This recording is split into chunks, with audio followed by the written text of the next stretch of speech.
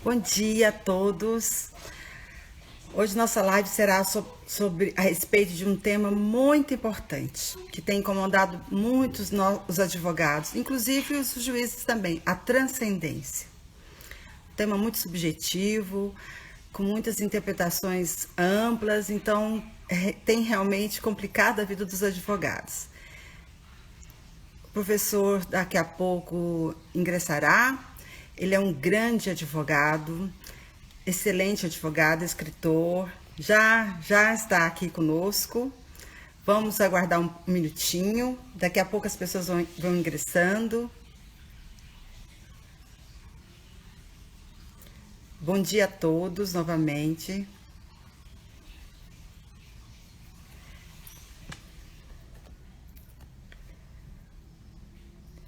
Hoje nossa live vai ser muito interessante, porque esse tema é bastante assim, palpitante, com várias interpretações.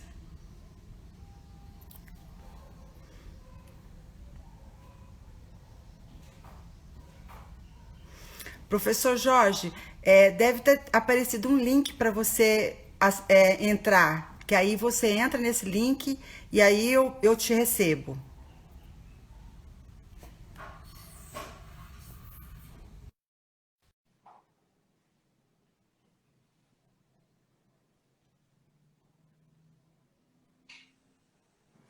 Bom dia. Bom dia, tudo A bem? sua câmera tá invertida. Ixi, vamos ver como é que eu vou fazer. Você tá de lado. É que eu. Peraí. A gente olha, tecnologia é uma situação muito delicada às vezes, né? Isso, agora sim, agora eu estou lhe vendo perfeitamente.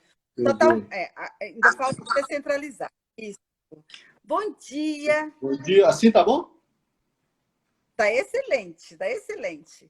Bom dia a todos que estão aqui conosco. Bom dia, Rodrigo, que sempre me acompanha nas minhas lives. Olha, de início, eu sempre falo um pouco porque eu lhe convidei.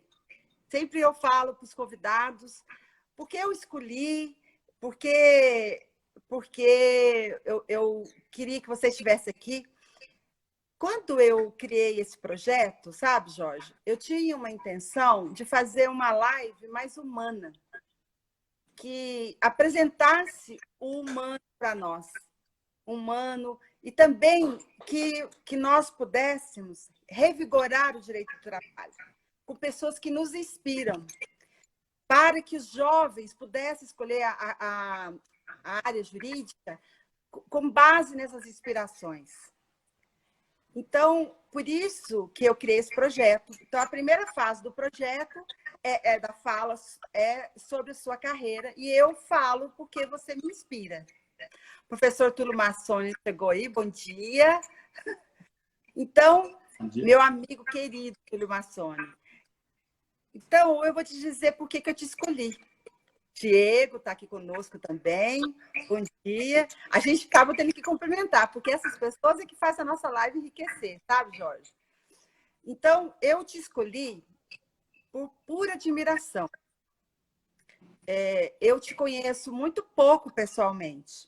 A gente já se esbarrou algumas vezes, dentre elas no TST, que eu costumo fazer sustentação oral, eu faço parceria com alguns escritórios de revisão de recurso de revista. E o que aconteceu? Eu estava precisando de um esclarecimento, de uma ajuda. Você nem se preocupou, já foi logo me ajudando. E aí, antes, de lá para cá, eu vim te acompanhando. O que eu descobri em você? Um cidadão que preocupa com a cidadania. E eu acho o maior tema de hoje é a cidadania, o resgate da cidadania. Acho que a nossa sociedade não compreende o que é ser a cidadania. Esse exercício de favorecer o coletivo antes do individual, de olhar para todas as classes de forma igualitária. Michel, bom dia. um grande advogado, está aqui conosco. Foi meu aluno, professor. Ele foi meu aluno na pós-graduação, deve ter assim, em 2013 ou 2014, na FMU. Gente, muito bom ver um aluno da gente crescer, não é? Então, o que motivou? A sua visão ampla da classe de advogados, a sua visão ampla da sociedade e a luta pela democracia. E, para mim, esse é um fator muito inspirador. Você me inspira como advogado, você me inspira saber que, como escritor, apesar de esse último livro que eu não cheguei a ter ainda, que eu vou adquirir logo, porque eu uso muito, e a sua postura diante da vida que me inspira. Você é um homem que eu admiro bastante. Agora, eu quero passar a palavra para você, para que você diga para mim como foi sua carreira. Eu quero saber a sua história. Todos os convidados que vêm aqui, eu pergunto a história. Aí as pessoas, nossa, a professora é curiosa? Não. É que a partir da história das pessoas é que você descobre qual a inspiração que pode ter. E cada um que contou uma história aqui inspirou algumas pessoas que me deram feedback. Teve uma ex-aluna que agora está com vontade de ser juíza por causa do Guilherme. O próprio Michel falou para mim hoje, sabe, que ao ver a palestra do professor Bezerra, ele falou, nossa, realmente tem que buscar o conhecimento e ter humildade. Então, assim, eu estou tão feliz com esse projeto, porque eu estou vendo que ele está ressoando.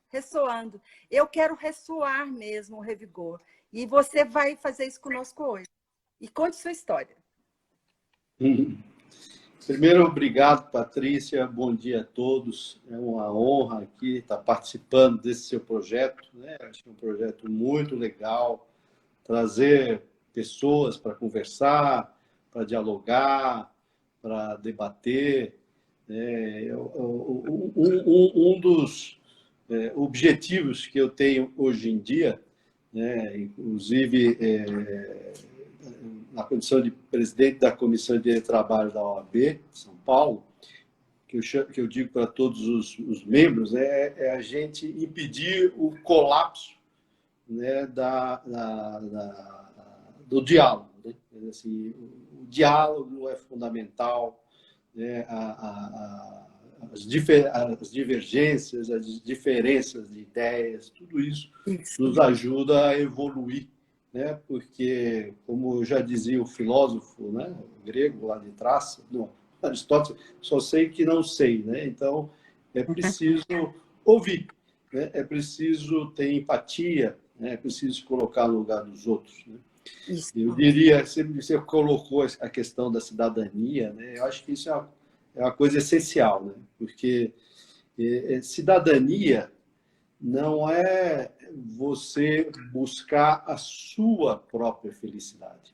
Na minha concepção, cidadania é você buscar a felicidade da coletividade, do bem comum.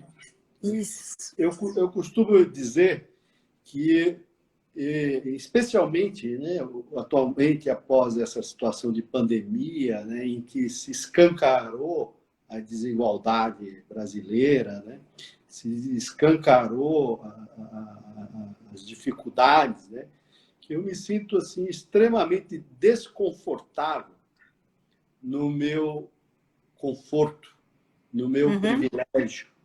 Isso mesmo, professor. Você percebe hoje, eu vi uma charge do Piketty que eu achei perfeita, né? Ele diz assim, com relação à pandemia, né? Nós estamos na mesma tormenta, mas não estamos no mesmo barco, porque os barcos têm diferentes tamanhos, né? Então, quando você pega o índice de mortalidade na Brasilândia e você pega o índice de mortalidade em Alto de Pinheiros, você vê que tem um problema social muito grande no Brasil. O Brasil é o país do mundo que mais concentra renda, com exceção do Catar, que é um um emirado em cima de um poço do petróleo com shake. Em termos de desigualdade, nós estamos em sétimo lugar, só perdemos para países africanos. Então, existe um problema muito sério no país, né? E que precisa ser enfrentado. E, para mim, o direito do trabalho é um caminho, porque o direito do trabalho, na verdade, ele foi construído a partir de compromissos históricos, né? O primeiro compromisso histórico da própria democracia, no final do século XIX, quando trouxemos os sindicatos para o jogo político como partidos políticos, e da Revolução se estabeleceu a reforma, né, do sistema a partir das Factory Acts, né? Posteriormente, depois da Revolução Russa, da Primeira Guerra Mundial, da Segunda Guerra Mundial, se estabeleceu um outro grande compromisso, que é o compromisso do Estado do Bem-Estar Social. Isso. Porque esse compromisso significa que, evidentemente, que a opção é do regime capitalista. Mas quando ele te machucar, a democracia vai cuidar de você. Por isso são importantes as políticas públicas, né, para atender isso. Isso a gente vê bem aqui nessa situação de pandemia, né? Então, o direito do trabalho, assim como o direito do consumidor, o direito do meio ambiente, eles são disfuncionais mesmo, a pura lógica do mercado. Porque eles lidam com outra coisa, eles lidam com o planeta, eles lidam com o consumidor. O direito do trabalho lida com o ser humano, né? O ser humano está na centralidade do sistema, né? Então, seriam compromissos de longo prazo, né? Compromissos de longo prazo que passaram a ser rompidos, né, de um tempo para cá. E isso afeta a cidadania, né? Então, voltando para o início da sua pergunta, essa questão da cidadania, essa questão da desigualdade, essa questão desse desconforto, ele sempre esteve presente na minha vida, né? Então, um dos caminhos que eu tinha, era o direito, né? A partir do direito, tentar fazer uma intervenção nessa realidade. É claro que é uma intervenção diminuta, né? Porque a gente atende de forma individual ou, às vezes, coletiva, tudo bem, mas é diminuta o tamanho do problema que se precisa resolver, né? E a advocacia trabalhista, como a advocacia social, me parecia e me parece, né? Ainda aguardo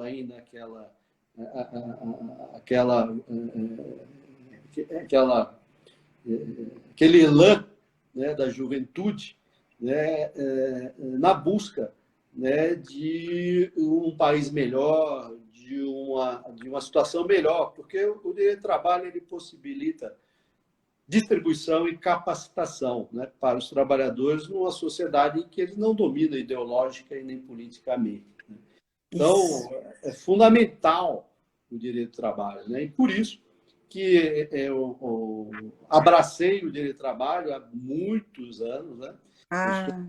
Sou formado em 1984. Você imagina... Olha que nós dois estamos aí, hein? Eu formei só 2 anos depois, então a gente está bem contemporâneo. Estamos contemporâneos.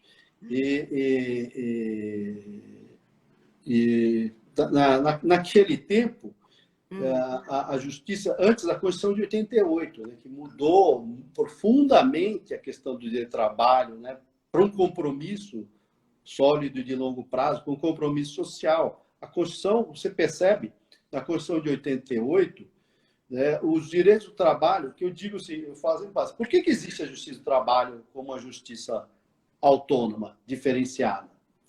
Só tem uma resposta: para cuidar de determinados direitos que deveriam ser de uma importância de tal magnitude que o Constituinte estabeleceu uma justiça especializada para cuidar deles.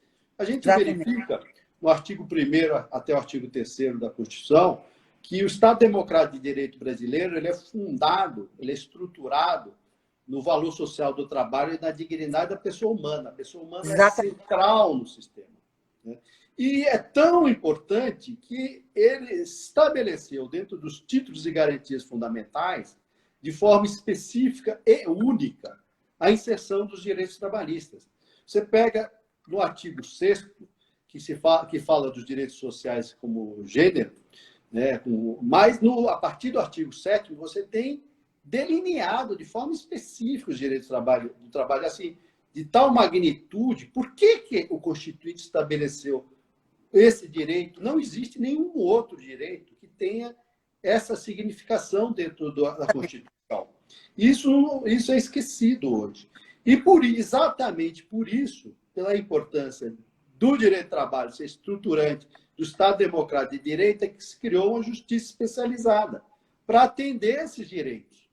Por isso que eu digo que quando você começa a criar gargalos de acesso à justiça desses direitos sociais, né, e a justiça do trabalho passa a garantir a permanência e efetividade desses gargalos, ela acaba comprometendo a sua própria função constitucional.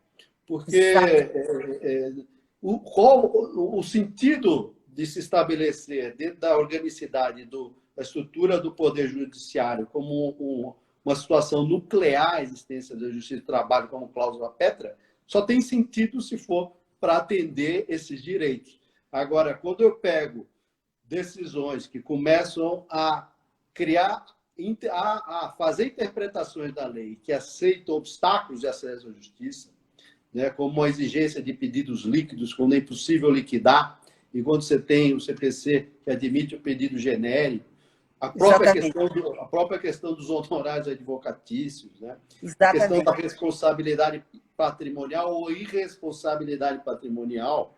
Então, você fala, bom, então, está se fazendo, às vezes, interpretações fragmentárias do sistema sem entender o sistema. Então, estão rompendo com a teoria geral, né? Porque a interpretação de tudo ela não pode ser estanque, né? Nenhuma delas. Exatamente. A gente não pode pegar uma lei específica e interpretá-la fora do sistema. Inclusive, o sistema trabalhista ele é um microsistema. Né? Ô, professor, só um intervalozinho para nós cumprimentarmos a professora Adriana Calvo, que acabou de entrar. Bom dia, Adriana. Muito obrigada pelo prestígio conosco. Eu não tinha dúvida que você estaria aqui conosco. Adriana é muito querida, é uma professora, é a nossa coordenadora de Direito Individual da Comissão de Direito do Trabalho, né? Faz um trabalho magnífico lá também. Sim. Então, eu estou indo e voltando, né? Porque... Não tem importância, professor, que live é assim. Onde você estava, na questão da ausência de interpretação sistemática dos direitos e garantias fundamentais do trabalhador, nesse ponto. Exatamente, mas assim, existem leituras, né, que são literais e fragmentárias, que elas são dissonantes do próprio sistema, da forma como ele foi organizado, né? Você pegaria, e o que me estranha, vamos dizer assim, além de ter o próprio sistema, a lei complementar que estabelece como se criam leis, né, diz que você não pode estabelecer uma lei, porque uma coisa é você criar um código, que você cria um sistema inteiramente novo. Outra coisa é você criar leis que vão se inserir em determinado sistema. A lei complementar, se não me engano, é 95, ela diz que você não pode criar uma lei que seja incompatível com o próprio sistema, né? Então, seria a mesma coisa você pega, por exemplo, a questão do hipersuficiente, né? Se você estabelecesse no Código de Defesa do Consumidor que aqueles que ganham mais de 12 mil reais estão fora do sistema do direito do consumidor, isso seria uma aberração, né? E o próprio sistema expeliria essa regra como se tivesse anticorpos contra esse vírus, porque é incompatível com a situação. Né? Nós, aqui na Justiça do Trabalho, nós estamos interpretando as coisas de roldão, como se não tivesse nenhum problema, incompatibilidade com o próprio microsistema trabalhista como está estruturado, na CLT e na própria Constituição, né? A CLT, na verdade, é uma regra de sobredireito, de forma que as demais regras teriam que a elas se adequar para inserir no sistema. Assim como outras regras de sobredireito, a lei de introdução, a própria Constituição. Mas, efetivamente, eu busquei lá atrás, voltando lá para o ingresso, né, na Sim, não, mas advocacia. olha, professor, eu estou felicíssima, porque eu estou aprendendo bastante, adoro ver você falar, então, para mim, não é problema. Você sabe que hoje eu tenho uma proposta para você, acho que nós vamos, ao final dessa live, vamos sair e voltar, porque eu quero que você fale de outras coisas, além do tema transcendência. Você aceita a minha proposta? Não, vamos falar, vamos falar. Ah, tá bom. Então, Então, tá bom. Vamos. a advocacia trabalhista foi essa opção. Era uma opção. Eu estava dizendo que antes de 88, né, a gente tinha uma prescrição de 2 anos, a gente tinha as horas extras à base de 25%, né, eram processos muito menores. Né?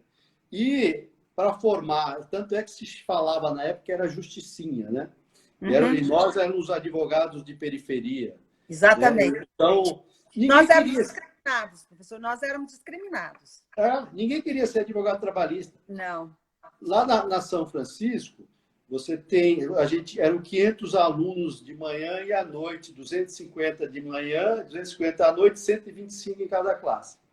A dificuldade era formar uma classe de 10 alunos. Você imaginar o problema, porque se não tivesse 10 alunos, não formava a classe. Porque, na verdade, a gente conseguiu formar, na época, os 10 alunos, mas nós tínhamos, acho que, menos alunos do que professores.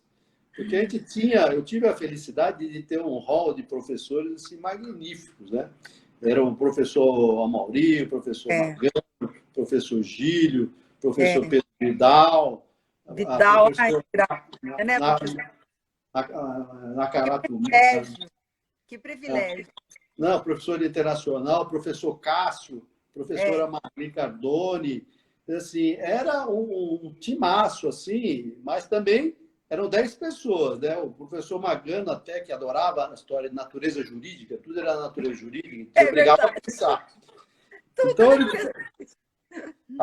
mas isso é fundamental para entender a natureza jurídica, para entender os conceitos. Hoje eu percebo que ele estava certo, porque ele queria que eu entendesse o sistema.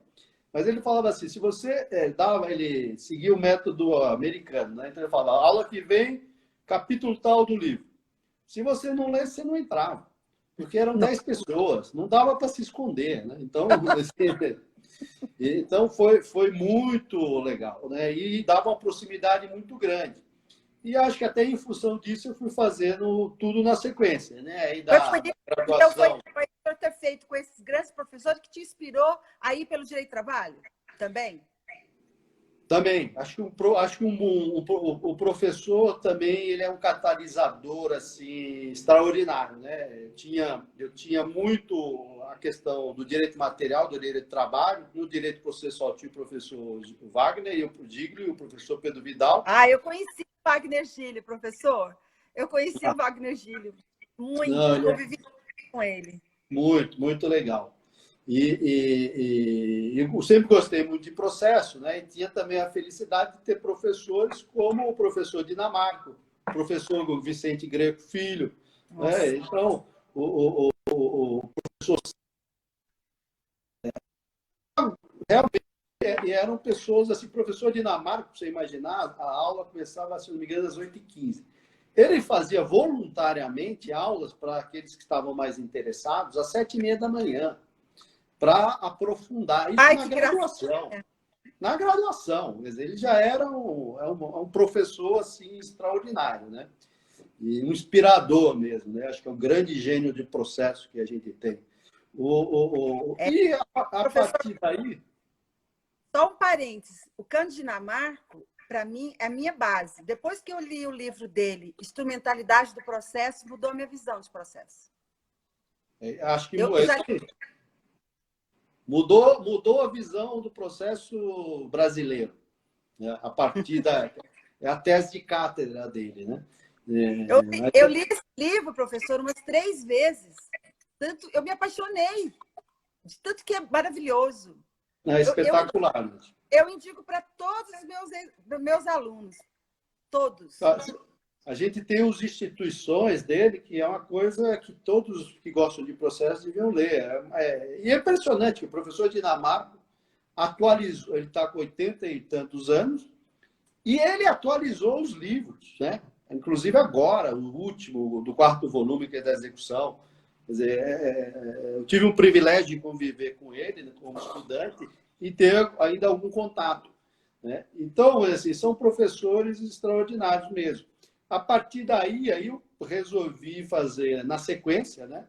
Às vezes eu digo até para os jovens, não pensem de continuar a estudar, estudem, porque o tempo passa tão rápido. Isso. Quando a gente vê, fala, puxa, perdi todo esse tempo. Então, vá. Então, na sequência, eu fiz a especialização. Foi o primeiro ano do retorno da especialização na USP. Isso é 1985, né? Que eram 2 anos. Depois, na sequência, eu fiz o mestrado. Naquele tempo tinha que demorar mais, então eram 5 anos. Aí, na sequência, eu fiz o doutorado, que eram mais 5 anos. Na sequência, eu fui fazer a livre docência, que eram mais 5 anos. Nossa! Então, assim, estudar sem parar. E depois você continua estudando sem parar mesmo, porque as coisas não param de acontecer, de evoluir, de mudar. E você tem que estar todo o tempo lendo, se aperfeiçoando e se adaptando, né? E eu acho que nessa circunstância também, até em função do privilégio que eu tive de ser aluno de tantos seres especiais, né, que eu acho que nós temos obrigação e o dever de também retribuir sempre que possível, né, e passar o que a gente sabe, né? E digo, se você pegar os meus livros, você pegar o que eu falo, assim, acho que o pessoal, mas você vai contar tudo, e aí, não, vou contar tudo. Você pegar esse meu último livro, Recurso de Revista, que eu chamo que é uma bússola, né? Mas já entrando no nosso tema, é uma bússola naquele labirinto que é de acesso aos tribunais superiores. Isso. Então, assim, eu resolvi contar cada truquezinho que eu sabia, para que as pessoas possam acessar. Porque, infelizmente, nós estamos... O acesso à justiça está muito elitizado, né? Muito seletivo. A justiça do trabalho, que era, inclusive, porque a justiça comum sempre foi uma justiça muito elitizada, né? Você tem o juizado especial e, a partir daí, você tem processos que só quem tem coragem. Porque a questão da sucumbência, ela afeta significativamente. Inclusive, sim, agora, no processo civil, que você tem aumento de sucumbência recursal, né? Então, assim, você tem um processo, um direito de 1,5 milhão, 2 milhões, para você entrar, realmente você tem que ser um valente, porque você vai ter uma sucumbência de 200 mil reais. E processo, a gente sabe, desde o Líbano, né, que a ação é abstrata, não é concreta. Você não tem certeza que vai ganhar, né? E muito mais o risco no processo do trabalho. Por isso que, às vezes, eu me choco, né, com esses gargalos que foram inseridos, nossa, porque você estabelece o processo de trabalho na esfera da justiça comum. Normalmente, os processos decorrem de infração contratual de contratos escritos. Escola, plano de saúde, imobiliário, de médico. Assim, o gerenciamento do risco é muito mais simples. Eu tenho aqui um escritório, o meu sócio faz a área civil, e eu vejo, assim, o gerenciamento é muito mais... Sim. Não é que é fácil, mas o risco é muito menor. Por quê? Porque no processo do trabalho, praticamente toda a nossa discussão, além de você ter não só ter várias discussões, porque no civil normalmente você tem discussões pontuais de quebra de contrato, nós temos relações continuativas com vários direitos e várias situações, e que têm que ser demonstradas pela oralidade. Ou seja, você depende do depoimento da parte, do depoimento da testemunha, que é muito difícil, o risco é muito grande, né? Às vezes você tem dificuldade de entender o que o teu cliente está te dizendo para você fazer o diagnóstico da própria ação. Quanto mais essa pessoa que vai depor em juízo conseguir, às vezes, se esclarecer, né, ou a testemunha, mas assim, o risco é muito grande do processo trabalhista. Exatamente por isso que era uma justiça de acesso amplo. Você entrar com uma ação hoje de doença profissional, que vai exigir um pensionamento vitalício, assim, você tem que pensar 10 vezes, porque aí você tem leituras literais de juízes com relação à história do pedido líquido, que é um gargalo que se criou para a justiça. Como você vai liquidar um pedido que depende de você estabelecer quando o sujeito vai morrer? Você precisa ser um adivinho, ou depende de você ter condição técnica, médica, de estabelecer qual é a extensão do dano. Se é de 10%, 20%, 30%. Né? Então, assim, são coisas... Aí você vai dizer, não, você estima, que é uma contradição do próprio conceito, porque... Pois é. Se não dá para apurar, está no artigo 324 do CPC, que tem de ser aplicado supletivamente, porque depende da parte contrária, depende de outra circunstância, o pedido é genérico. Aí eu falo, não, mas estima. Aí que eu falo que é o problema do conceito, né? Que é uma tendência aqui na esfera trabalhista. Vamos para a estimativa. Professor, eu acho que é superficialidade. Estamos abandonando o clássico e ficando na superficialidade. É isso que eu acho. Porque... É verdade. É verdade. Assim, não se estuda mais o sistema. Eu vejo, às vezes, palestras que me deixam chocados, que o professor coloca no PowerPoint ali a lei e começa a ler a lei para as pessoas. Ou seja, as pessoas estão indo para palestras para ler a lei. Não é para aprofundar e discutir os conceitos da lei.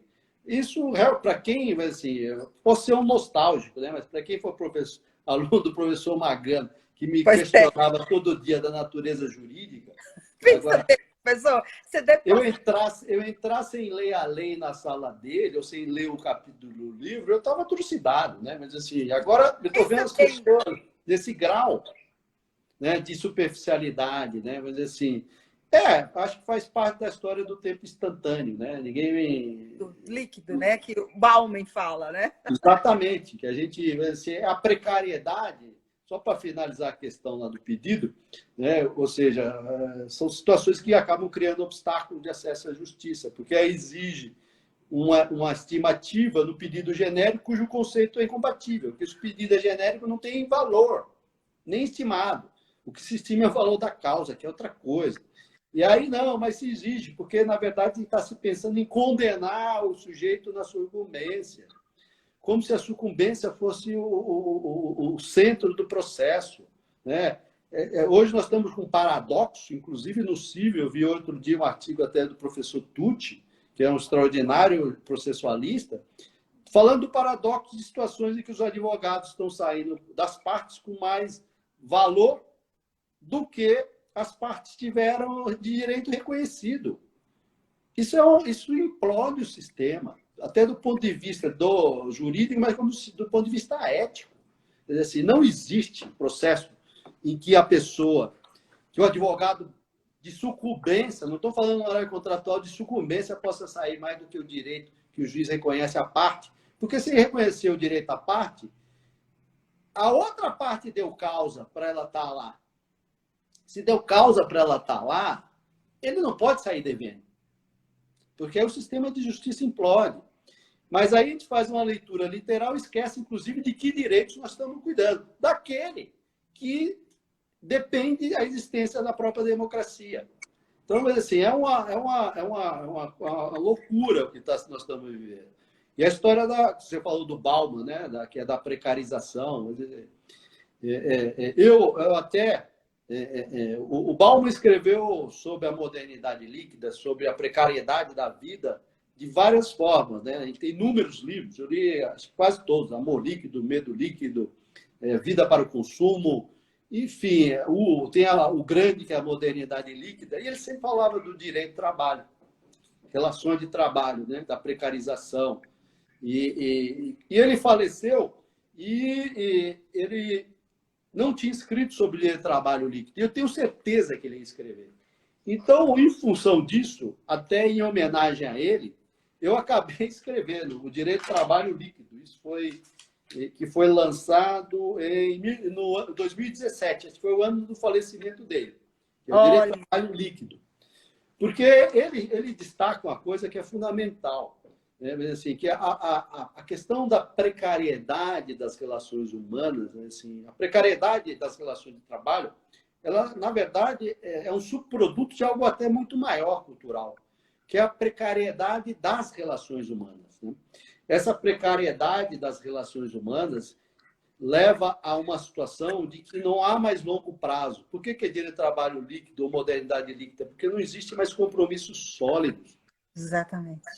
Não existir compromisso sólido, você está passando uma mensagem que é a seguinte: eu não tenho compromisso com você, eu não me comprometo com você. Bom, se você fala isso para a sua mulher, para o seu filho, para o seu amigo, para o seu sócio, para o seu parceiro, para o seu trabalhador, bom, que resposta você quer receber de volta? Ou pensa que vai receber de volta? Eu vejo muito o pessoal falar de compliance, vamos exigir.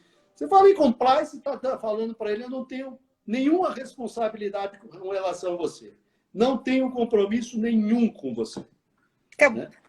A precariedade é total. Aí eu quero te exigir um compromisso definitivo comigo. Se você quebrou, quer dizer, a própria família ela é constituída a partir de relações sólidas, de compromisso de longo prazo.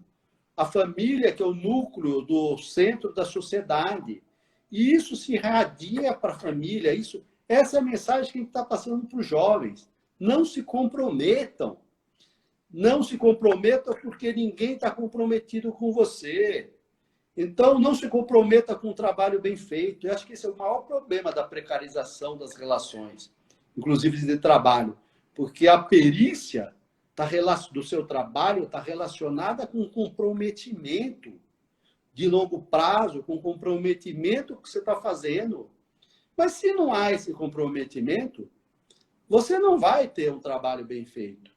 Você percebe hoje, nitidamente, uma mudança dessa lógica, que era, antigamente, você via as empresas, que eu brinco que era o método alemão, até porque nós estamos falando da ética protestante, né, que fundou a nossa cultura, da nossa sociedade moderna, né, que era a ética do adiamento da satisfação, né, do compromisso de longo prazo, do adiamento da satisfação, de forma que você possa estabelecer, inclusive, a acumulação de riqueza e dos compromissos, por uma ética que não existe, né?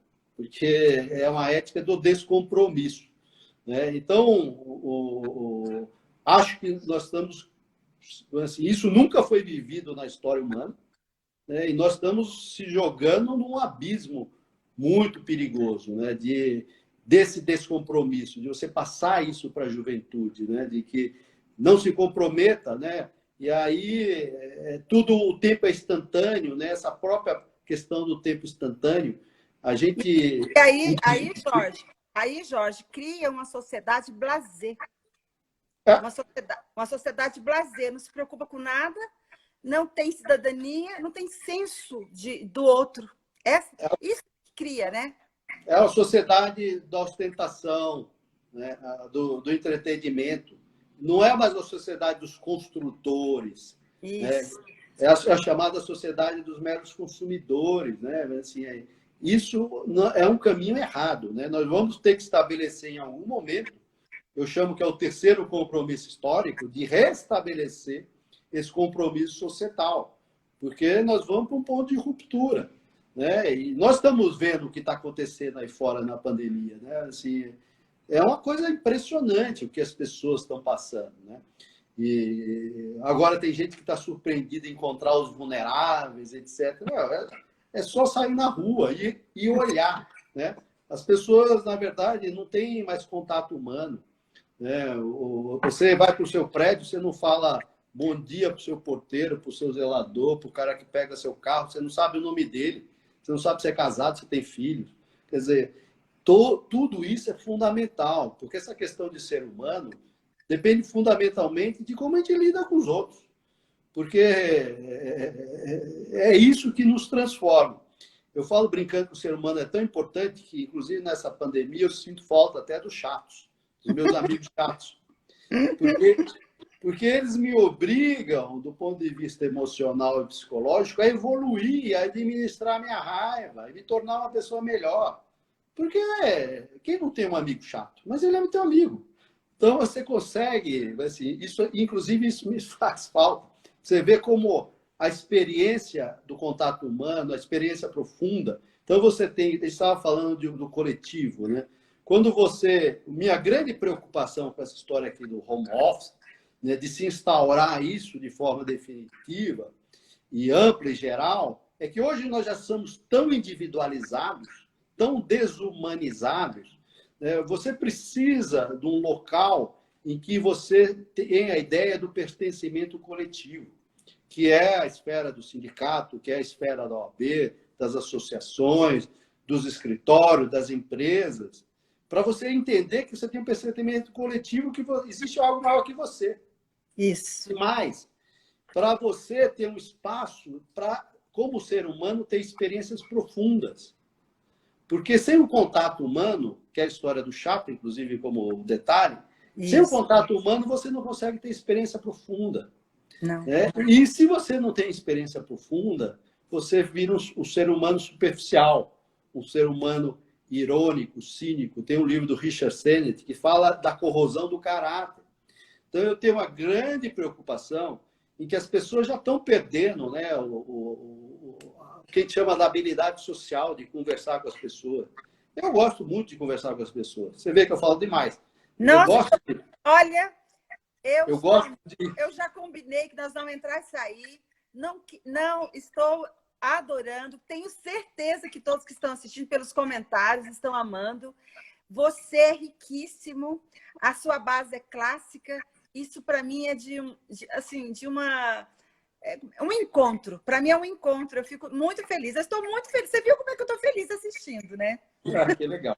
Porque todos aqui que estão fazendo comentário, todos o Diego, um advogado lá da Itacoacetuba, tem várias pessoas que estão fazendo comentário, todo mundo está elogiando muito.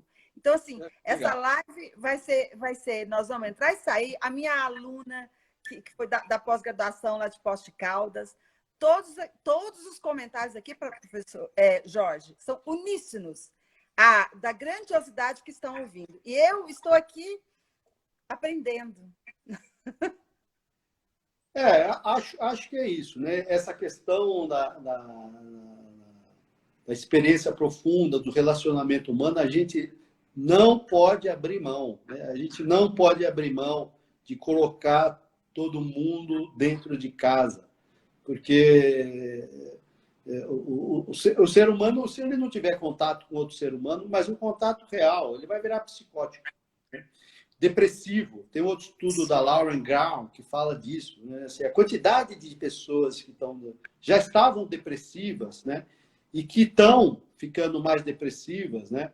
É um problema enorme. Então, eu acho, para falar, até para diferenciar, a questão dessa ferramenta, ela é ótima para algumas coisas, mas ela tem que saber dosada, assim como o próprio o iPhone, né? Porque aí ele se torna uma doença. Você, de certa forma, você democratiza acesso a muita coisa. Né?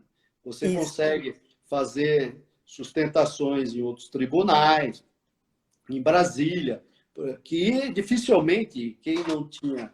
Para ir para Brasília, você faz bastante Brasília, eu também. Mas a gente sabe, quem tem condição de pagar um advogado para ir para Brasília, para pegar um avião, para ficar no hotel, para passar 1 ou 2 dias, para poder despachar, sustentar, quem tem condição? Só o poder econômico. Isso. Né? E aí você, de certa forma, democratiza a possibilidade de uma sustentação por videoconferência, mesmo no outro tribunal regional, uma audiência, que você pode reduzir custos de precatória até de rogatória, devemos tomar o cuidado das garantias fundamentais do contraditório, né, da ampla defesa, né, mas você democratiza. No entanto, não me parece que isso vale quando não se tem a possibilidade do contato direto. E eu digo, claro, que a gente precisa tomar cuidado para não tornar não naturalizar, que acho que foi o problema, sustentações que não deveriam ser feitas, né? Porque aí você tem um monte de gente que se inscreve, às vezes só para ouvir voto, às vezes para sustentar o que não precisa. Aí você gera uma antipatia enorme do outro lado dos Boa dica, professor. Boa dica, viu? Ou dos ministros, né? Eu acho que isso reduziu um pouco agora, eu estou percebendo que reduziu nos julgamentos telepresenciais, porque diminuiu muito a quantidade de pessoas. Tudo bem, acho que tem a questão do acesso, porque você precisa ter uma banda larga, você tem que ter um streaming adequado, e poucos advogados, não falo nem dos reclamantes de testemunho, poucos advogados têm esse acesso, essa que é a verdade. Aqui em São Paulo, a CAASP está pagando um auxílio humanitário para 30 mil advogados que se declararam absolutamente pobres. Você imaginar a circunstância. Às vezes as pessoas, né, do judiciário, elas acham que os advogados são esse 1% que estão circulando nessa ferramenta, né? A maioria tem muita dificuldade. Acho que 40% dos advogados aqui em São Paulo vivem da assistência judiciária. Né? Assim, há uma carência muito grande, há uma dificuldade. Então, eu acho que... Mas acho que acho que as empresas pararam de pagar para o indivíduo ir lá só ouvir o voto, porque também, ao ouvir o voto, obrigava o desembargador ou o ministro a falar o que estava sendo julgado, que quando não está lá, julga temático e vai tudo embora. Né? Eu acho que precisava ter um grande acordo com relação a isso. Né? Vamos sustentar só o que importa, mas também vocês têm que ouvir seriamente o que vai ser falado, que é a distinção que eu ia falar. Tem casos que vai ser necessária a sustentação presencial, o despacho presencial. Porque eu falo brincando que a gente são 6 sentidos, né? Além do paladar, olfato, audição, visão e tato. Mas a gente tem um outro sentido, que é o 6º sentido, que é o sentido da emoção. Que essa emoção decorre das experiências que temos, que formam a nossa consciência. E isso a gente percebe na experiência da advocacia, tanto numa audiência quanto numa sustentação, que você percebe coisas que estão acontecendo e você percebe que o julgador também passa a perceber. Quando ele tem essa capacidade da emoção que está circulando ali naquela audiência, naquele julgamento, dele entender o que está acontecendo, na verdade, por trás. Né? Então, eu digo, faço uma comparação. Você ouvir uma música do Milton Nascimento por um streaming, ela vai vir perfeita. Só que ela não vai vir com a emoção. Não. E você está lá no show. Não. Inclusive, ouvir as imperfeições da voz dele ou de algum instrumento mal tocado. Isso. Porque essa emoção depende, que eu chamo da experiência profunda do contato humano. E essa emoção, essa circunstância presencial, ela não é substituível por esse contato. Quer dizer, esse contato nosso aqui é maravilhoso. Mas se ele estivesse presente, com certeza, e com todo mundo ouvindo, você tinha uma irradiação de emoções, né? A energia do outro, né? Extraordinária. Então, eu acho que você democratiza. Há pouco tempo, nós fizemos aqui pela comissão um evento de direito internacional que só foi possível com essa ferramenta. Por isso que eu digo, tinha um professor dos Estados Unidos, uma professora do Canadá, e uma professora da Inglaterra, e a gente aqui, falando sobre as leis sociais que estavam sendo feitas em cada país com relação à Covid. Inclusive, eu digo, todos os eventos que a gente faz na comissão, eles são gravados e vão para o site lá da comissão da OAB, estão legendados ou estão no Facebook. Né? Então, é uma situação, para você fazer isso presencial, você ia ter um custo que ia ser inviável. Então, acho que tem coisas que democratiza, mas a gente não pode perder a sensibilidade de saber que o presencial ele é fundamental, né, para a gente definir resultados, você conseguir interferir no julgamento, né? E em julgamento, senão não vai nem dar tempo, é a questão da transcendência, né? Que a gente estava falando. O senhor não esqueceu que a gente vai entrar e sair, aí só entra nesse tema de transcendência, e nós temos outro tema que é surpresa para quem está assistindo. Não estava no script. Então, continua, fique tranquilo. Tudo tão embasado não tem importância. Eu acho que essa questão, assim, eu tenho discutido muito essa questão dos julgamentos telepresenciais, das audiências, né? Porque também, só para ficar claro para quem está me ouvindo, mas eu sempre né, fiz advocacia empresarial e de reclamante, né? Até porque o meu sócio ele faz advocacia civilista empresarial também. Mas isso, para mim, era fundamental do ponto de vista acadêmico, porque eu queria enxergar os dois lados, né? O pessoal falava, mas você fica em cima do muro. Eu falo, sim, é porque em cima do muro eu enxergo os dois lados. Se eu estiver só de um lado, eu vou enxergar o fim do muro. Era para enxergar a situação global, né? E você poder fazer uma colocação que enxergasse as duas facetas, né? Acho que assim, é um ponto importante, né, a gente ter essa visão como jurista, né, com relação ao direito, com relação ao Estado de Direito, com relação à cidadania, que é diferente da divisão do advogado.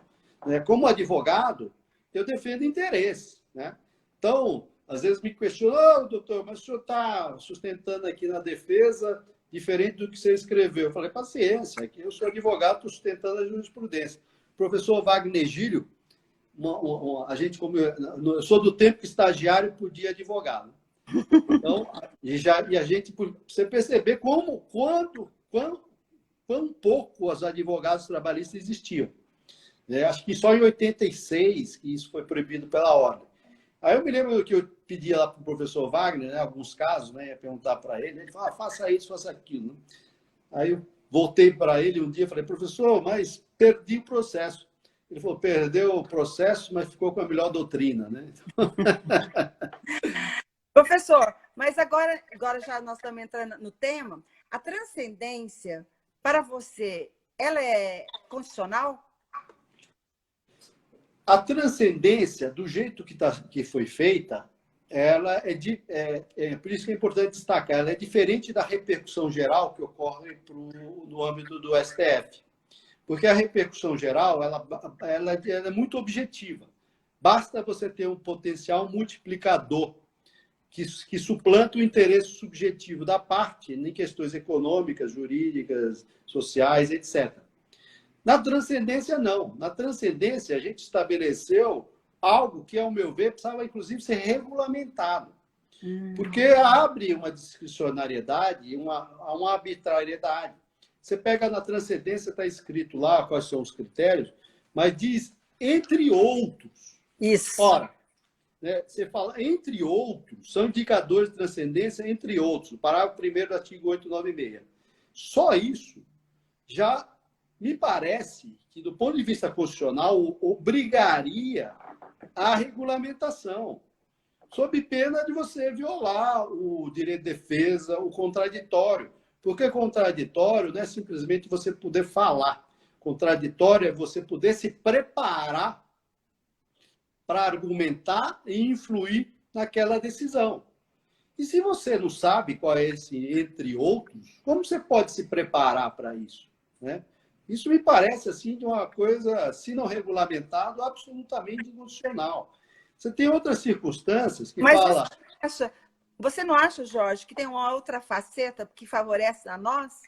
Porque, digamos que a lei definiu econômico, político, jurídico e social. E tem aí há outras gamas. Se a lei ela regulamenta, eu perco um espaço de uma outra gama, por exemplo, cerceamento de defesa, negativo da prestação jurisdicional, dada aquela importância.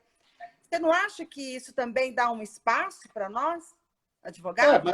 Mas você fica com a decisão as decisões jurisdicionais todas têm que ser pautadas pelo critério da racionalidade e da fundamentação. Desde a Revolução Francesa, a fundamentação é obrigatória no sistema do civil law, né? Uhum. Se você estabelece entre outros, a rigor, sequer precisa fundamentar, porque entre outros é discricionário, né? Cada ministro pode escolher qual é o seu entre outros. E como você vai poder combater o entre outros que ele escolheu? Isso, inclusive, estando pela empresa ou pelo empregado, né? Por que você escolheu esse entre outros?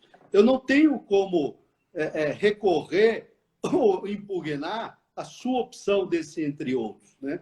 Então, eu acho que é essa questão do controle das decisões judiciais, né? Não estou falando que a interpretação, até a questão do ativismo, né? Principalmente em direito social, mas em questão de processo, Não pode. porque onde tem sujeição, onde tem poder, tem sujeição. Para que esse poder não seja arbitrário e discricionário, você tem que ter um devido processo legal muito bem regulamentado. Tá? Então, me parece que esse, entre outros, sem estar regulamentado, ele vai para a tal da arguição de relevância que o Supremo Tribunal Constitucional tinha antes de 88, que escolhia os processos que ele queria julgar e não precisava fundamentar. Mas, assim, você abre assim para uma margem absolutamente discricionária. E se ela é discricionária, você não pode nem contestar. Agora eu entendi. No caso, porque eu submeto o recurso revista e o tribunal pode ir por um caminho, entre outros, no qual você não defendeu a outra parte. Aí sim, concordo com você. Você tem razão. Como você vai impugnar um entre outros que é aberto? Você vai dizer, não, ele escolheu isso, mas está errado. Mas quem disse que isso está errado? O legislador não falou. Né? Muito embora, eu também acho que com esse entre outros, é que tudo tem os dois lados. Né? Com esse outros, você abre uma porta para também quem quiser tornar acessível todos os recursos. É que a gente sabe que isso não veio para abrir o acesso assim, para fechar, né? Foi. Mas eu acho que é um problema. Eu acho que, no entre outros, você pode aplicar a questão da repercussão geral, porque entraria aquela repercussão geral que o Supremo adota para si, que é diferente. Aí você fala alto, por que você regulamenta? Alto valor econômico, né? Alto valor da causa. É outra coisa importante. Eu assisti uma palestra do ministro Ives Gandra, e ele colocou assim, uma ação de valor de 300 mil, ela não tem essa relevância econômica. Olha só. Aí ele coloca, professor, nós vamos sair e vamos voltar, porque já está na hora da gente encerrar, para a gente continuar o tema e um outro tema que nós vamos falar. Que senão eu não consigo gravar, e eu vou gravar, tá bom? Daqui a pouco eu estou retornando.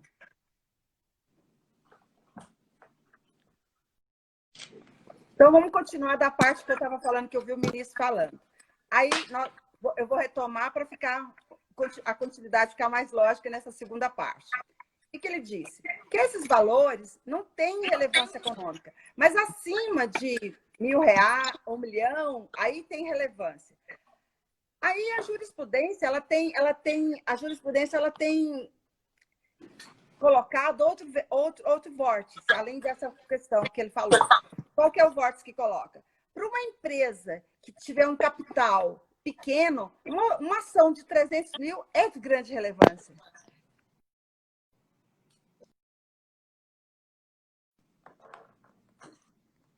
Se você observar, aí que eu volto. Essa subjetividade não é inconstitucional? Então, acho que vai no mesmo caminho, que eu acho que o pessoal diz que regulamentou, e aí você vai para o regimento interno do TST, que regulamenta a lei, ele simplesmente copia a lei, né? Eu acho que também não está regulamentada. Ela impede o contraditório, a ampla defesa, né? Porque essa história do alto valor, né, econômico, o valor da causa, isso, do jeito que está, é absolutamente subjetivo. Exatamente. O que é alto valor para São Paulo é uma coisa. Alto valor para o Piauí, para o Amazonas, é outra coisa. Né? Então, você tem um processo de 300 mil reais no Piauí, é um processo enorme. E pior, o ponto de vista é só da empresa ou é também do reclamante? Isso. Por que você está estabelecendo o valor econômico só para uma parte? Porque para o reclamante, 300 mil reais... É altíssimo. Uma coisa que eu sempre digo e as pessoas esquecem, que o processo ele está linkado com a felicidade das pessoas. Né? Então, não é só papel e não é só a função dele, não é só aplicar a lei, a força do ordenamento do Estado, é realizar a felicidade das pessoas. Com 300, 500 mil reais, você realiza, às vezes, o sonho da pessoa de comprar seu apartamento ou R$1 milhão. É muito relativo. Isso precisaria estar regulamentado, né? Porque, me parece, como não está, você teria que extrair do próprio sistema trabalhista, porque eu tenho visto ministros querendo extrair a partir do CPC, que regulamenta a remessa oficial. Tá? Só que, por que você está extraindo de uma forma analógica para processo do CPC? Então, você extraia do nosso microsistema, porque alto valor da causa para o nosso microsistema, do jeito que está, eu vejo só duas hipóteses. Acima do processo sumário, acima de 40 salários, que é a regulamentação que o sistema tem, ele diferencia os processos a partir daí. Então, portanto, a partir de 40 salários, há uma diferenciação e o sistema está dizendo que ele é de alto valor, que ele sai do sistema do sumário. Ou você pode ir até para uma situação pior, né? Porque o outro valor que ele diferencia a partir do dobro do valor do benefício previdenciário. Então, ele diz que para a parte que recebe mais que o dobro do benefício previdenciário, você é hipersuficiente. Então, você estava falando que isso é um hipervalor.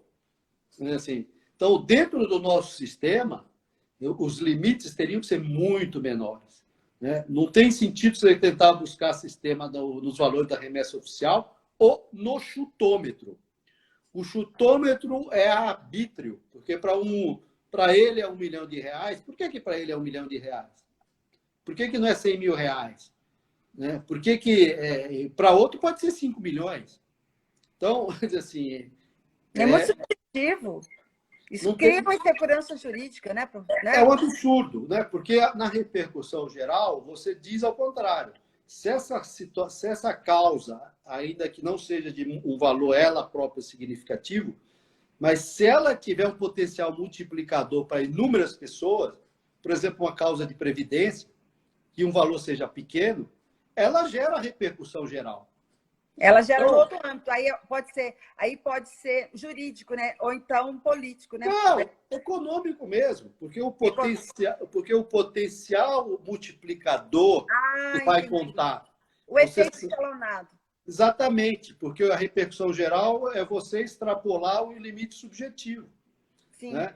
Então, é algo muito mais objetivo. Aí você tem lá a questão de violar direitos sociais. Só que aí você estabelece que isso só vale para o reclamante, recorrente alegar. Não é. A meu ver, não é.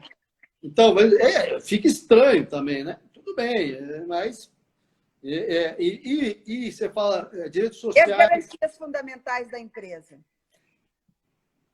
Pois é, direitos constitucionais sociais, e o que é isso? Né? Porque você tem direitos constitucionais sociais só ali no título de garantias fundamentais, está espalhado na Constituição, ou você está restringindo a questão da legislação ordinária que trata desses direitos. Eu acho que aí é um problema sério. Né? Porque aqui também nem fala dos...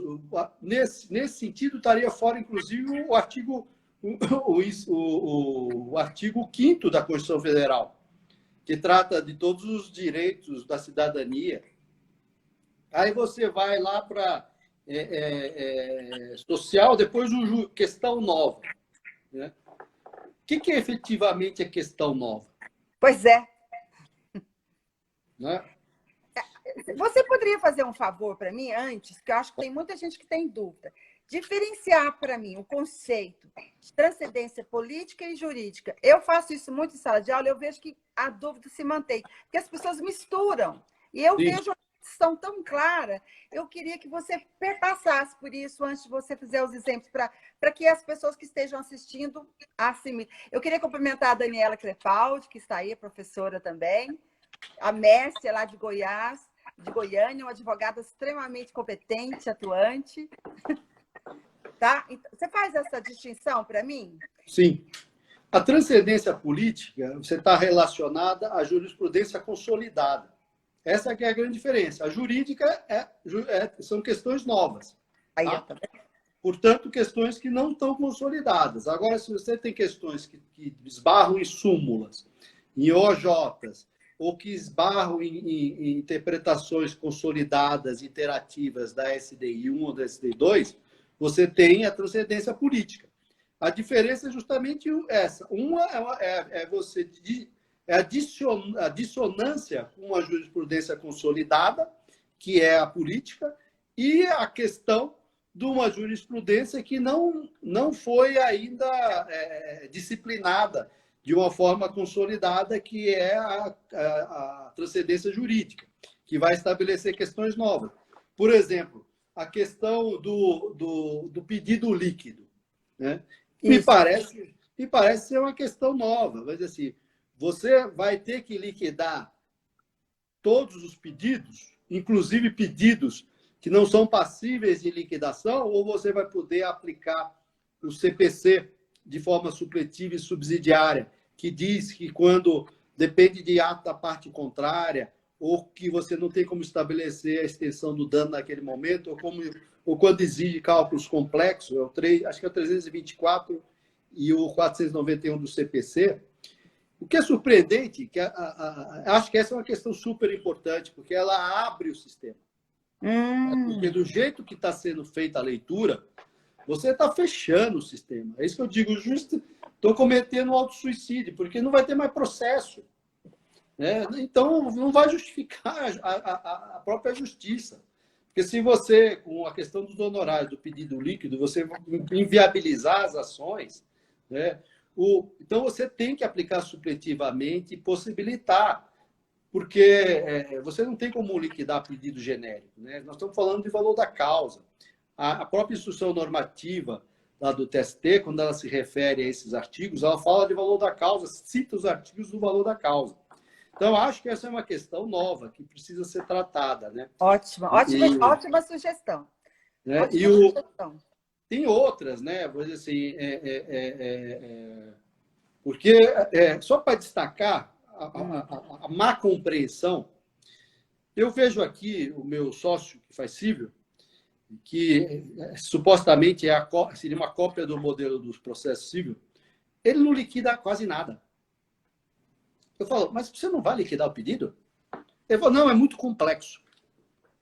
Aí eu fui discutir com ele e ele me mostrou um acordo na lavra do ministro Luiz Felipe Salomão, que é o maior processualista do STJ, me parece, ou um dos maiores, e tem lá um acordo que ele me trouxe que falava assim, olha, calcular saldo de comissões de representação comercial, saldo, não é reflexo de terceiro, só saldo.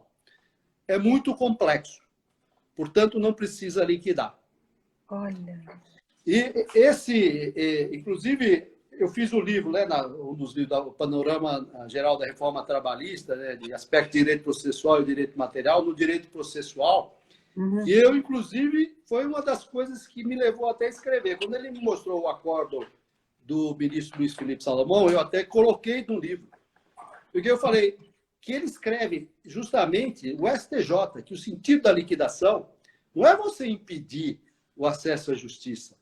E não é você punir o reclamante no caso de improcedência ou sucumbência. Eu acho que mesmo a questão dos honorários, é uma questão que demanda outro tipo de leitura. Isso. Porque eu acho que tem uma leitura também bastante equivocada.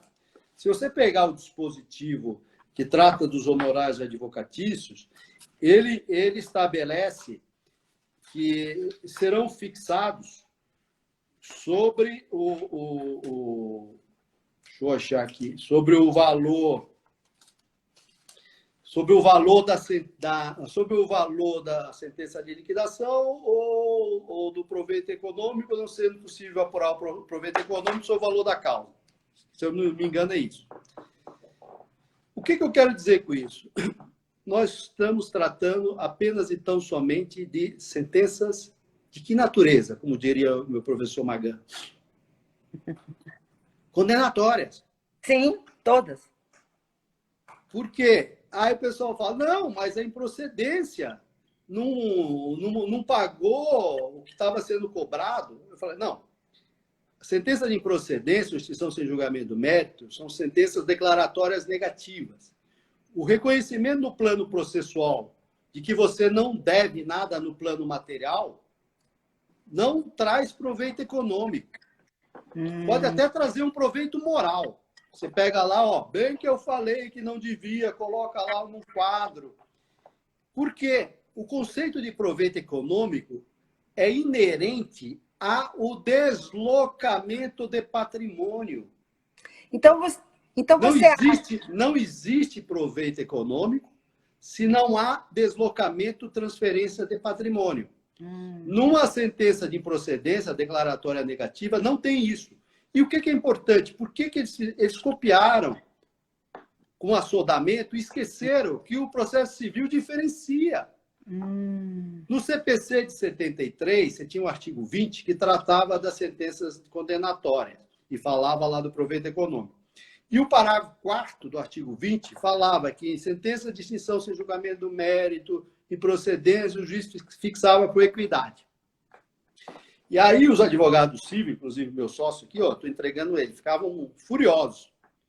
E aí, no CPC de 85, de 2015, no artigo 85, no parágrafo 6º, aí se estabeleceu que na improcedência e extinção sem julgamento do mérito, você vai fazer a condenação da sucumbência igual à da sentença condenatória. Então, você tem regra específica. E por que eu digo que... Aí eu diria, então vamos aplicar supletivamente, subsidiariamente. Eu digo, não dá. Por quê? Porque a natureza dos honorários, no nosso caso, é diferente do cível. Explico. Na verdade, tem até uma questão prévia, que na Justiça do Trabalho você tem o jus postulante, que é uma questão até do ponto de vista da eticidade do sistema, você estabelecer honorários com jus postulante. Porque honorários não está vinculado à sucumbência. Honorários está vinculado ao princípio da causalidade. Tanto é que no juizado especial civil, na primeira instância, você não é obrigado a ter advogado. E você vai com advogado. E na condenação não tem sucumbência, porque é uma faculdade. Aliás, sempre foi por isso que na Justiça do Trabalho, no tempo que a gente pedia honorários com base no Código Civil, diziam que não cabia.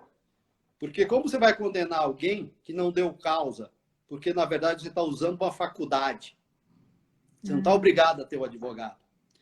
No juizado especial, se você recorrer, aí você é obrigado a ter advogado. Possível. Aí você tem que ter sucumbência. Então, há um primeiro problema, que é até a da eticidade. Como vou estabelecer honorários por uma mera faculdade da parte? Bom, mas se é faculdade, portanto, é diferente. No caso do cível, eu tenho honorários como uma obrigação material.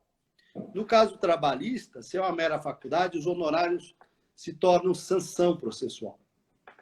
Se é uma sanção processual, não cabe aplicação analógica, nem supletiva.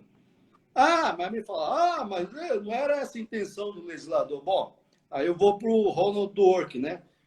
Como você vai saber qual era a intenção do legislador? Eu imagino que era essa. Desculpa. É que nem esse quadro que está atrás de mim, né? Qual era a intenção do pintor, né? Que, na verdade, é meu irmão, né? Que é pintor. Qual é a intenção que ele fez ao fazer esse quadro? Ou a gente vê também até uma música. Qual era a intenção? Depois que a arte foi feita e está no mundo, eu outro dia até me surpreendi ouvindo o Toquinho, que ele dizia que a música dele é Aquarela, né, que as crianças adoram, que ele falou que, na verdade, era uma música super triste, que ele fala lá, a aquarela vai se descolorir, né, que é uma coisa assim de final, né? Eu nunca tinha percebido isso, ou seja, a intenção dele, paciência. Então, assim, e em termos de processo, a gente não tem como abrir mão do formalismo, no sentido, principalmente como você lida com ônus, encargos e sanções. Então, acho que essa é uma questão também a ser travada. No caso, você está construindo uma tese que vai nos ajudar bastante, como no caso de transcendência jurídica, né? É isso? Sim. Porque em 2 pontos de vista você construiu, né? Da questão da faculdade, e o segundo ponto de vista é que se houve improcedência, não se trata de uma sentença condenatória, então não há se falar em condenação de honorários, é isso? Exatamente. Não tem proveito econômico, não existe, porque nós só tratamos como proveito econômico a questão dos honorários, né? E não existe proveito econômico, deixa eu ver se eu acho aqui no livro. Quando há improcedência. Quando há deslocamento de patrimônio, para facilitar a compreensão. Tá? Sem deslocamento de patrimônio, você não tem proveito econômico. Esse é o conceito técnico de proveito econômico. Está aqui. 5% a 15% sobre o valor que resultar da liquidação da sentença, do proveito econômico obtido, ou não sendo possível mensurar o proveito econômico, o valor da causa, o 791A. Tá?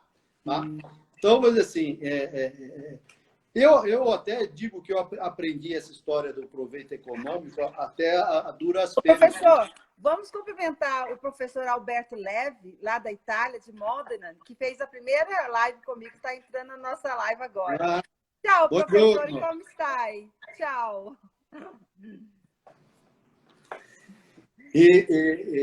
Então, voltando... Professor, mas então você já nos passou 2 teses, né? Que a gente poderia enfrentar para conseguir a transcendência. Outra, será que você teria uma outra, talvez você vai falar sobre ela, a questão de quando a procedência em parte e o beneficiário, o reclamante é beneficiário da justiça gratuita. Eu venho alegando a inconstitucionalidade do artigo. Nesse caso, na região, na segunda região aqui, eles estão acolhendo a subir por violação, mas eu não estou falando de transcendência. Então, essa é uma matéria também rica para a gente já colocar desde o início para os colegas que estão assistindo. O que você acha?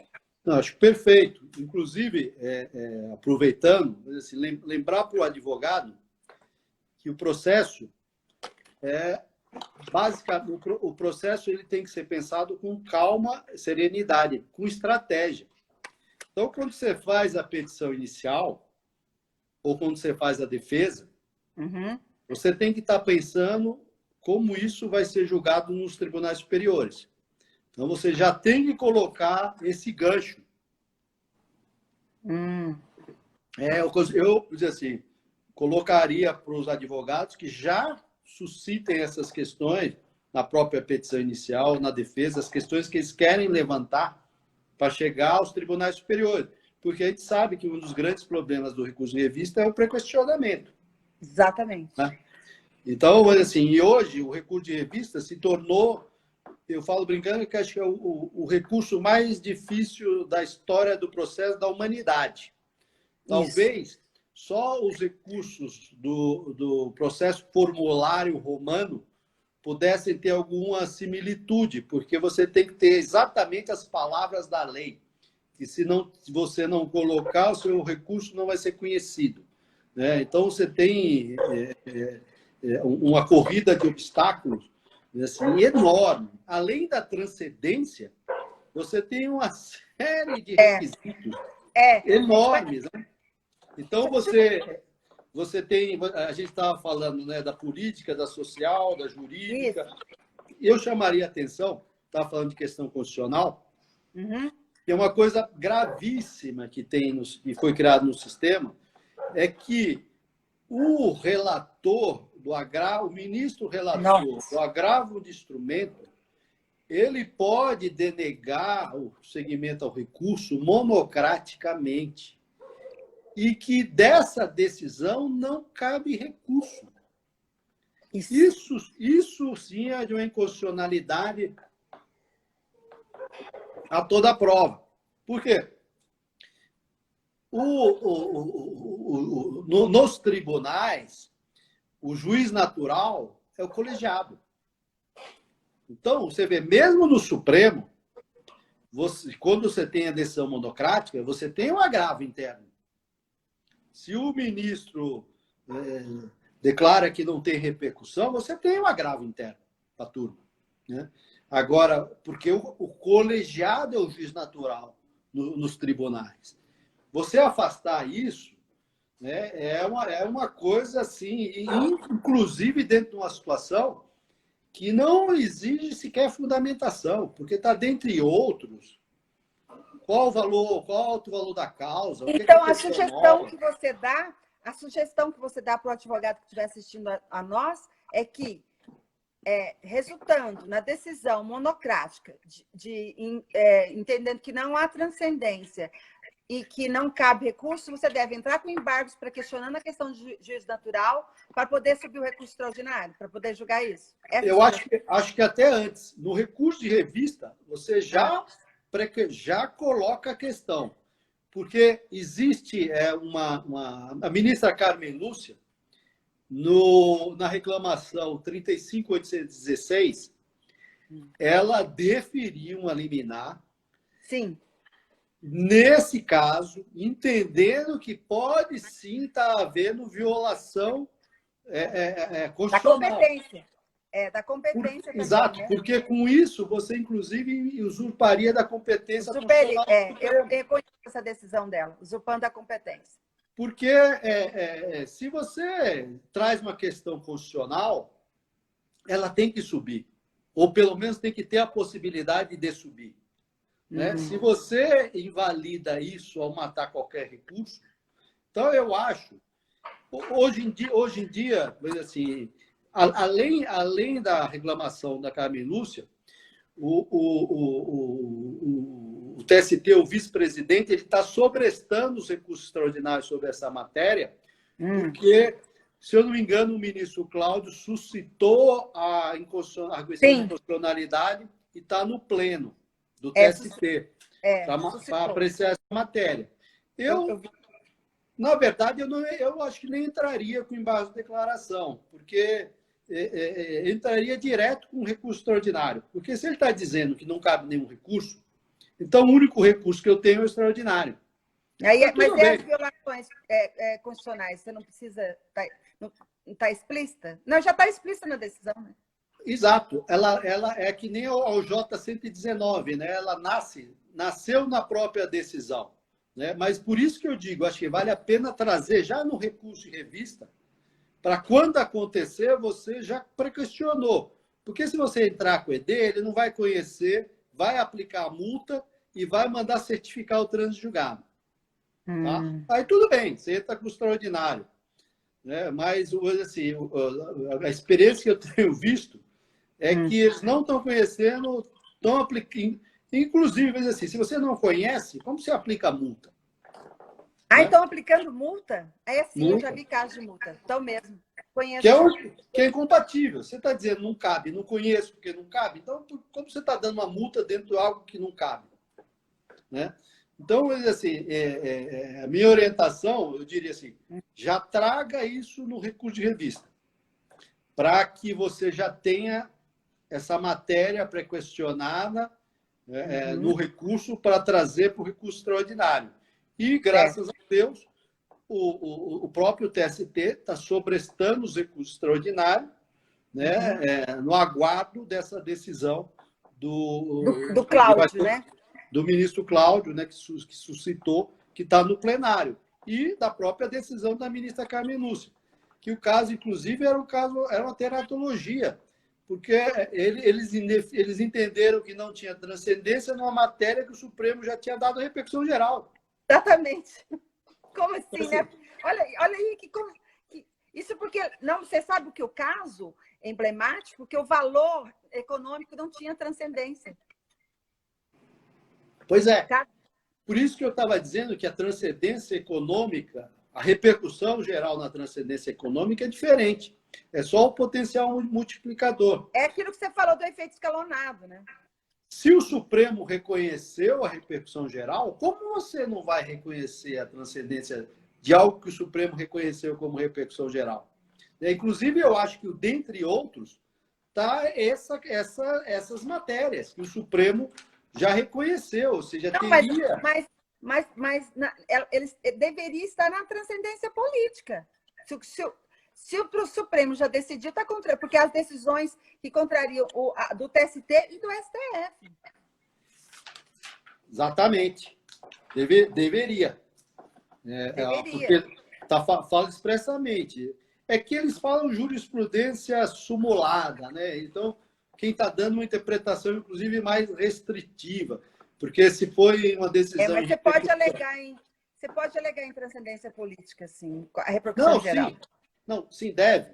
Né? Deve. Porque, embora a lei fale em jurisprudência sumulada, o mesmo TST tem entendido que isso é jurisprudência iterativa, tá? Jurisprudência consolidada da SDI 1, da SDI 2, e amplia. Né? E, na verdade, teria que ter esse entendimento, porque é matéria de recurso repetitivo, recebido com repercussão geral pelo Supremo e decidido. E o Supremo disse que era inconstitucional. E o TRT disse que a matéria não tinha inconstitucionalidade, e com isso o recurso não chega ao Supremo para fazer a reforma da decisão. Então, para você ver o grau de complicação que se estabeleceu a partir dessa nova sistemática do recurso de revista. Né? E se prevalecer o juízo monocrático, cada ministro pode entender do seu jeito. Então, você não vai uniformizar, porque dessa decisão não cabe o embargos para a SDI, né? Porque é decisão de agravo de instrumento. Decisão monocrática... Não cabe. Mesmo que fosse da turma, não caberia. Né?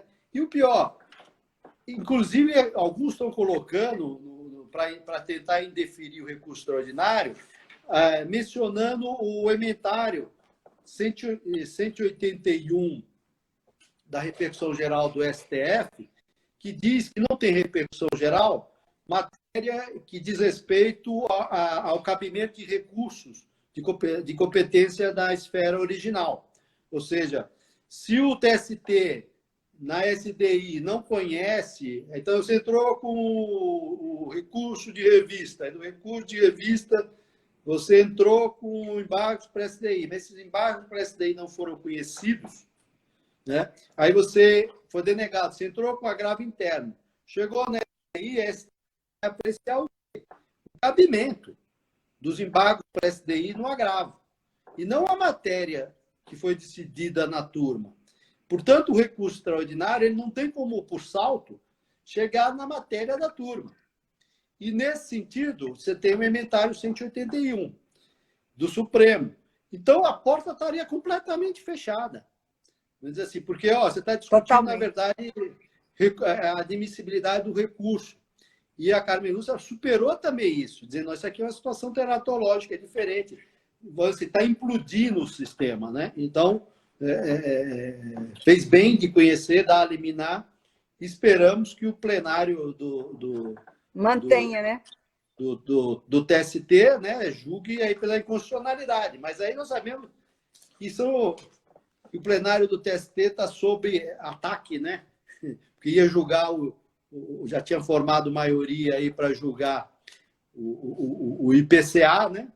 E aí saiu aquela liminar do STF, né? Você estava falando, do STF. Do STF, né? Da DC, acho que é 58, né? E vai agora a julgamento no dia 12 de Dia agosto. 12, o STF agora julgará sobre essa questão que está trazendo muito desconforto para nós. Você podia falar um pouquinho sobre isso? O que você acha desse julgamento? O que você acha? Como é que estão a flutuação dos ministros nesse caso? É de difícil avaliação, porque hoje em dia se usa de um argumento que, para mim, me parece totalmente inadequado, que é o direito de emergência. Né? Como se no direito de emergência você subtraísse as garantias fundamentais, os direitos e garantias fundamentais. Né? Na verdade, os direitos e garantias fundamentais que estão presentes na Constituição Federal, eles existem justamente para vir à tona nas situações de emergência. Porque eles não existem para vir à tona nas situações de normalidade. Não é para isso. Os direitos e garantias fundamentais, eles são, por assim dizer, os guardiões da democracia, as grades, os portões da democracia. Daqui não se ultrapassa. Tá? E eu já observei, mesmo decisões do Supremo recente, em você empurrar essas grades, né? Ultrapassar essas grades da democracia sob um pressuposto do direito de emergência. Acho de uma gravidade sem tamanho, porque você abre a porta para tudo mais que possa ser entendido como situação de emergência para você passar por cima dos direitos e garantias fundamentais. Por que eu digo isso?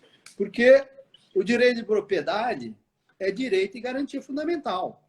O princípio da isonomia é direito e garantia fundamental. E por que eu estou falando de direito de propriedade e de isonomia? Né? A gente sabe, quando o Supremo julgou a questão dos precatórios, da correção dos precatórios, e ele declarou que a TR era inconstitucional, porque, obviamente, não recompunha o valor da inflação, ele disse que você estava violando o direito de propriedade e o princípio da isonomia, porque o Estado se beneficiava dessa correção monetária e o cidadão não. No dia 1º de julho, no último dia do julgamento, antes do recesso judiciário, o Supremo julgou também uma DC, com RADI, ali, com relação à aplicação da TR aí para o agronegócio. Né? E o Supremo, deixa eu ver se eu acho aqui qual foi a ADI, e o Supremo declarou a inconstitucionalidade da utilização da TR no que se refere ao julgamento, aos créditos do agronegócio, no último dia. Por quê? Ora, essa discussão da correção monetária, ela vem de muito tempo, desde 1981. A primeira lei da correção monetária, se eu não me engano, foi de 67, que era para estabelecer a correção de créditos fiscais. Né? Só que, a partir daí, surgiu uma discussão, porque exatamente, né, da isonomia, por que o crédito do Estado tinha correção e do cidadão não? E aí veio em 1981 a Lei 6.899, que estabeleceu a correção monetária para todas as dívidas. Né? Porque antes você tinha uma discussão que era chamada as dívidas de valor e as dívidas monetárias. Né? As dívidas de valor eram chamadas dívida trabalhista, dívida de alimentos, dívida de enriquecimento sem causa por ato ilícito. Né? Essas dívidas, a jurisprudência sempre entendeu que elas tinham que ter uma revalorização, mesmo sem lei, sem pedido, a revalorização de toda a dívida do devedor moroso, que era fundamental para propiciar a recomposição do patrimônio desse credor. Você tinha para dívidas monetárias a não aplicação disso, né? Porque era dívida de dinheiro, devia tal dinheiro, tinha que ser devolvido nessa quantia específica. Com a Lei 681, isso tudo foi superado, Porque para todas as dívidas passou a ter correção monetária. E por quê? Aí surgiu, interessante, surgiu uma discussão se aplicaria a lei para os processos em curso ou não. Aí voltamos lá para os nossos grandes professores, né? O professor Dinamarca, o professor Ada, que escreveram, né, lá nos idos de 1980, que poderia sim se aplicar aos processos em curso, porque não haveria violação ou alteração da coisa julgada. Por que não haveria violação da coisa julgada? Porque a correção monetária não é um plus que se acresça à dívida, mas é a própria dívida em sua expressão atualizada. A correção monetária, ela simplesmente faz com que o valor da dívida ajustada tenha o mesmo poder aquisitivo no momento do seu adimplemento. Né? Então ele não é um plus a mais, ele apenas é uma correção. Não é plus, não é sanção, ela não acrescenta nada à condenação, porque ela simplesmente recompõe o poder de compra para que a utilização do processo não crie um prêmio para o devedor que descumpriu o contrato e descumpriu a lei. E, na verdade, se você não aplicar a correção monetária pela inflação, claramente você está fazendo uma transferência de renda, né? Do credor para o devedor. Né? Alguém está se apropriando desse valor, né? Desse valor da inflação. Eu acho que me parece assim, que mostra-se assim, fora da realidade, se afasta do valor da justiça, colide com o critério de razoabilidade que preside todo o ordenamento jurídico, negar a real e verdadeira expressão da atualização monetária, adotando-se um critério que não corresponde e está desapegado da realidade inflacionária sentida por todos nós, que dá ao nosso sentido com a adoção da TR ao invés do IPCA. Se você pegar a TR, ela está zerada desde 2017. E alguém acha que a inflação está zerada desde 2017? É inconcebível isso. Se você pegar desde 2015, não me falha a memória, até hoje, a TR está dando 4%, e a inflação dá mais de 34%. Então, assim, é uma transferência assim, de renda, né, enorme. E aí tem uns que dizem, ora, não, mas aí é muito caro, né? O IPCA e o juro trabalhista são muito altos. Aí eu falo, bom, você não conhece o sistema. Por que eu digo isso? Porque, graças a Deus, eu sempre tive muito vontade, sempre estudei muito processo civil e direito civil, e tenho um sócio que é especialista. Então, no direito civil, existe o artigo 397 do Código Civil, que diz o seguinte: dívida positiva, líquida e a termo, ela vence a partir do inadimplemento.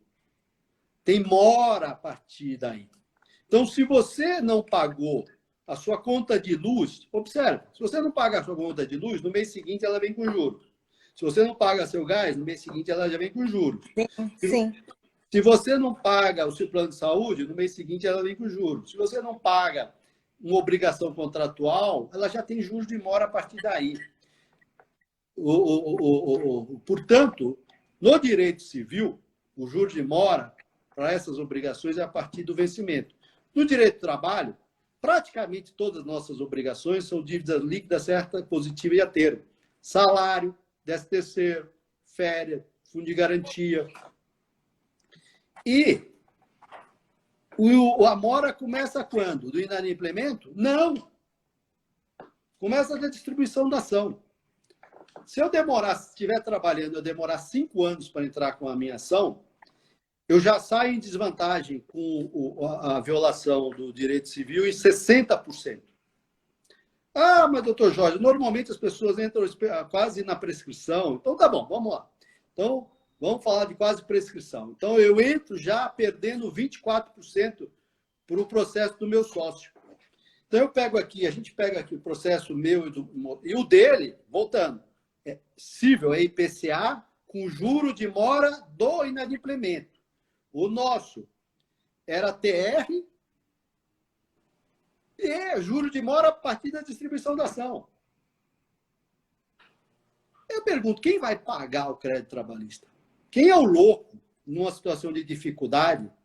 Você pode conversar com qualquer VP financeiro de empresa, ele vai falar, vai ser o último que eu vou pagar. Né?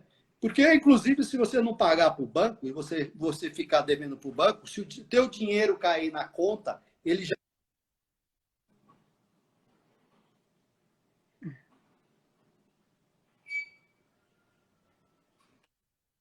já pega Não, o teu dinheiro. nós vamos ter que ir Né? então, põe aí, senão você vai perder. E com juros. Né? E com juros. Então, assim, é preciso quebrar esse mito que o crédito trabalhista é muito caro. Né? Porque é uma falácia. Isso. Olha só, Vai olha falar para o pessoal do direito do civil. consumidor ninguém fala nada, né, Jorge? Vai falar do consumidor ninguém fala nada. Sim, Do mas consumidor estou falando ninguém fala nada. É crédito civil e dos bancos, que cobram juros com anatocismo geral, que meu sócio tem que abrir todos os contratos lá para trás para mostrar que os juros têm anatocismo, que são absurdos.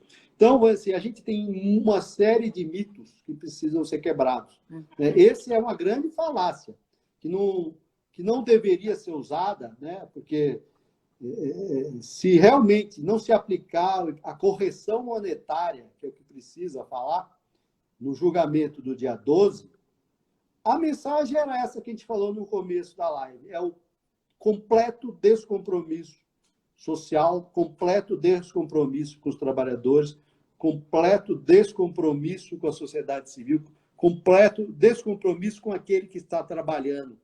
Né? Porque aí é a dignidade da pessoa humana, é o suor do seu trabalho.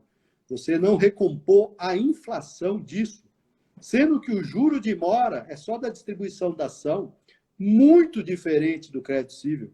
Então, eu pego aqui, eu repito. O professor... E o meu. E eles, no final da conta, o crédito civil vai dar 50% a mais. Vamos, então, agora finalizar, né? Porque a bateria já está acabando e eu quero que mantenha maravilhosa a sua fala. Eu agradeço muito a sua presença.